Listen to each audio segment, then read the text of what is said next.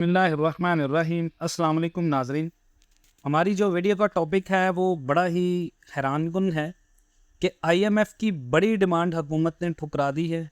اور special investment facilitation council نے اس میں پاکستان کی حکومت کا بہت زیادہ ساتھ دیا ہے اور پاکستانی حکومت نے بڑا پلان تشکیل کر لی ہے جس کی بیس کے اوپر 9 ٹیکس پالیسیز ہیں اور اس کے ساتھ ساتھ پاکستان کی حکومت نے وہ بڑا کام کر دکھایا جس کے بارے میں کوئی بھی بندہ جو ہے وہ اختلاف نہیں کر سکتا۔ اور ایک سال کے دوران پاکستان کے اندر کیا کیا اہم اپڈیٹس ہوئی ہیں اور پاکستان کے اندر کویت اور امیر قطر انہوں نے وزیر اعظم شہباز شریف صاحب کی دورہ پاکستان کی دعوت کو قبول کر لی ہے اور کہا یہ جا رہا ہے کہ یہ دورہ پاکستان کے لیے بہت زیادہ اہمیت کا حامل ہوگا۔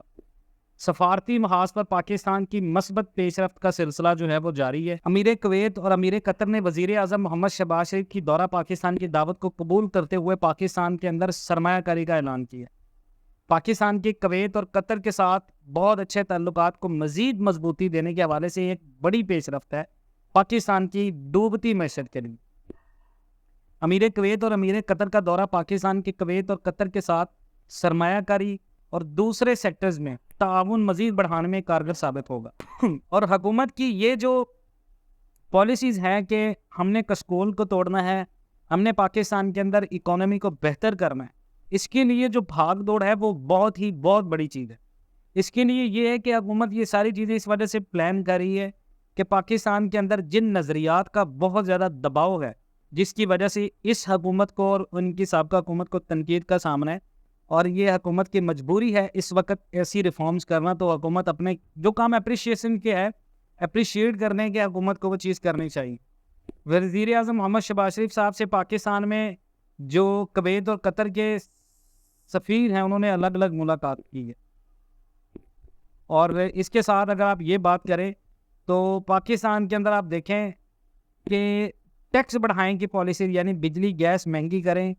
یہ آئی ایم ایف نے کہا۔ آئی ایم ایف شرائط کے مطابق بجٹ پیش کریں۔ آئی ایم ایف نے نئے قرض پروگرام کے لیے پاکستان کے لیے نئی شرطیں رکھی ہیں۔ اب پاکستان کو آئی ایم ایف سے نئے قرض پروگرام کے لیے ابھی کامیابی نہیں مل سکی، لیکن آئی ایم ایف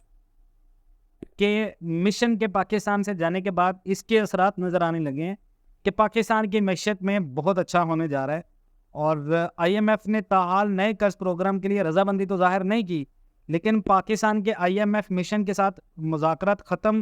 ہوتے ہی جو ذرائع ہیں ان کے مطابق آئی ایم ایف مشن نے پاکستان کو نیا قرض پروگرام دینے پر رضامندی کا اظہار گنے چنے لفظوں میں کیا اور آئی ایم ایف نے پاکستان کو قرض پروگرام کی شرائط پیش کر دی ہیں اور پاکستان کو آئندہ بجٹ میں ان تمام تر شرطوں پر عمل درآمد کرنا ہوگا اور ڈالر کے بڑھتے ہوئے ریٹ کو پاکستان کی اس حکومت میں بریک لگ گئی ہے۔ آئی ایم ایف کی شرائط پر عمل درآمد کی صورت میں پاکستان کو قرض پروگرام دینے کا فیصلہ ہوگا اور پاکستان کو آئی ایم ایف شرائط کے مطابق بجٹ پیش کرنا ہے۔ وفاقی بجٹ میں ٹیکسوں کا دائرہ کار بڑھانے کے بہت سارے اقدامات کرنے ہیں اس حکومت نے اور آئی ایم ایف کی شرائط کے مطابق بجلی اور گیس کی قیمتوں کا ایسٹیمیشن ہوگا۔ اس کے بعد پاکستان کی معیشت کے لیے اچھی خبر یہ بھی آئی ہے کہ ابو ظبی نے پاکستان میں $10 ارب کی انویسٹمنٹ کا وعدہ کر لیا ہے اور وزیر اعظم شہباز شریف صاحب کی دورہ یو اے ای میں اہم ملاقاتیں ہوئی ہیں اور اماراتی صدر شیخ محمد بن زید ال نہیان نے وزیر اعظم شہباز شریف سے وعدہ کیا کہ وہ پاکستان میں انویسٹمنٹ کریں اور اس اہم ملاقات میں پاکستان اور متحدہ عرب امارات کے درمیان میں مختلف سیکٹرز بالخصوص ٹریڈ اور انویسٹمنٹ کے پھیلاؤ کے حوالے سے گفتگو کی گئی ہے اور ملاقات میں دونوں ملکوں کے درمیان میں دونوں کی دلچسپی اور فائدے کی بات پر تبادلہ خیال ہوا ہے۔ اور اس کے بعد اگر آپ دیکھیں تو وزارت منصوبہ بندی کے تحت کام کرنے والی پاکستانی کمیٹی نے بدھ کے روز معاشی نگرانی کے ایک ادارے کی منظوری کے لیے ایک ترمیم شدہ منصوبے کی تجویز پیش کی ہے اور یہ پاکستان کے اندر بہت ساری $1 بلین کی انویسٹمنٹ کو لے کے آئے گی۔ یہ سجیشن ہے $6.7 بلین کے خرچوں سے پاکستان ریلویز کی موجودہ مین لائن ML1 کی اپ گریڈیشن اور ڈرائی پورٹ کے قیام کے لیے، اور اس ڈرائی پورٹ کے ذریعے کیا ہوگا، ML1 ریلوے گروپ اپ گریڈ اربوں ڈالر کی چین پاکستان سی پیک کے تحت سب سے بڑے منصوبوں میں سے ایک ہوگا، جس میں کراچی سے پشاور ریلوے ٹریک کی بحالی اور درجہ بندی میں بہتری لانا شامل ہوگا، اور اس کے میئرمنٹ اور پاکستان کے بیسک انفراسٹرکچر اور ریجنل جو ڈیولپمنٹ ہے اس کے جو نمایاں اثرات ہیں وہ متوقع ہوں گے، اور ان کی بیس کے اوپر اسے سی پیک اقدام کے سنگ بنیاد کے طور پر بھی دیکھا جائے گا۔ اس کے بعد دیکھیں تو پاکستان کے اندر یہ تو ہوگا، لیکن وزیر اعظم شہباز شریف صاحب نے ایک بہت بڑا اعلان کیا ہے، اس کا یہ ہے کہ انہوں نے کہا کہ پاکستان کے اندر ٹیکس فیئر پالیسیز لانے جا رہے ہیں، جس سے مقامی انویسٹرز کو پاکستان کے اندر بہت زیادہ فائدہ دیا جائے گا، اور وہ جو ٹیکس فری پالیسیز ہیں ان میں پاکستان کے اندر جو سب سے زیادہ بوسٹ کرے گی وہ انڈسٹریز بوسٹ کریں گی، اور یہ ایک بہت بڑا اچھا اقدام ہے، بہت بڑا اچھا اقدام ہے پاکستان کے اندر۔ اور ایف بی آر کو 2 قسم کے ٹیکسوں کی تجویز جو ایف بی آر نے وزیر اعظم شہباز شریف صاحب کو دی ہیں ان کو مسترد کر دیا گیا،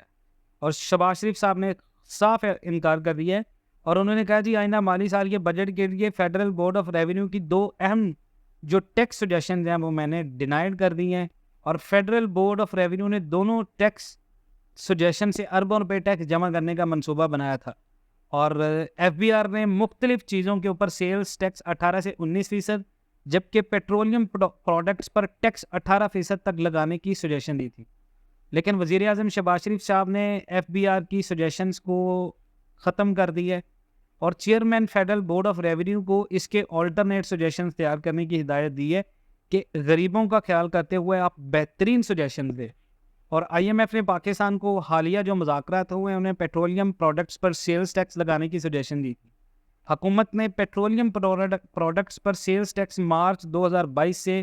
معطل کیا ہے، اور وفاقی حکومت سیلز ٹیکس کے بجائے پیٹرولیم پروڈکٹس پر 60 روپے فی litre petroleum development levy charge کر رہی ہے۔ یہ تھی اہم اپڈیٹس، اور یہ تھے پلانز جو حکومت $1 بلین کی بیس کے اوپر پاکستان میں پریڈکٹ کر رہی ہے۔ اب دیکھنا یہ ہے کہ حکومت ان وعدوں کے اوپر عمل کر پائے گی یا نہیں، یہ وقت بتائے گا۔ باقی انشاءاللہ ملتے ہیں نیکسٹ ویڈیوز میں، تب تک کے لیے اللہ حافظ۔